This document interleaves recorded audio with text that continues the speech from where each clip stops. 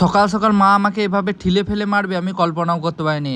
তো কি হয়েছিল না হয়েছিল সেটা ব্লগটা কন্টিনিউ দেখলে বুঝতে পারবে। তো হ্যালো বন্ধুরা, আমি কিংস, তোমাদেরকে আবার একটা নতুন ব্লগে স্বাগত জানাই। তো গাইস, আজকে আমার ওঠার আগে আমার বউ উঠে গেছে, দেখতে পাচ্ছ।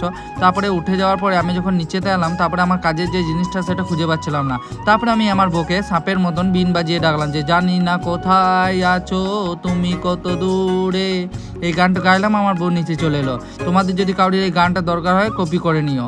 তো সে যাই হোক না কেন, তারপরে প্রশ্ন করো আমার মা কোথায়। তো মা দেখতে পাচ্ছি ইন্দাতে জল তুলছে, আর মায়ের ইন্দাতে জল তুলতে তুলতে আমি ব্রাশটা করে নিই, কারণ যেহেতু আমাকে টিউশন পড়াতে হবে।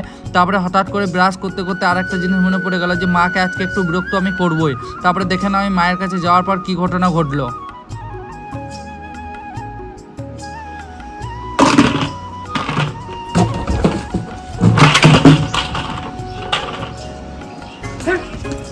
এই যে মায়ের হাতে মার খেতে খেতে কি বলবো গাইস, গোটা গায়ে হাতে ব্যথা লেগে গেল, কারণ মা আমাকে বালতি ছুঁড়েও মেরেছে।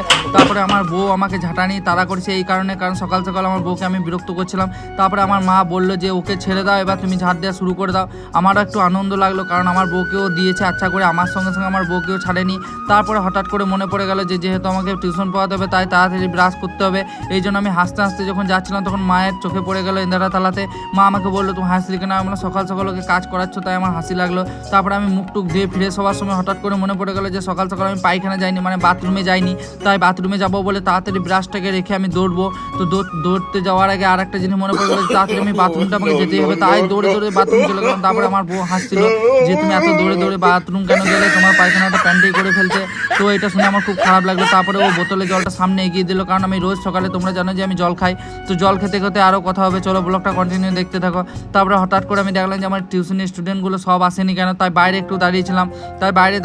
বাইরে দেখলাম যে ছেলেগুলো আসতে শুরু করে দিয়েছে। তো ফাইনালি আস্তে আস্তে দেখতেই পাচ্ছ ছেলেগুলো অনেকগুলো এসে গেছে, আর কয়েকজন আসতে বাকি আছে।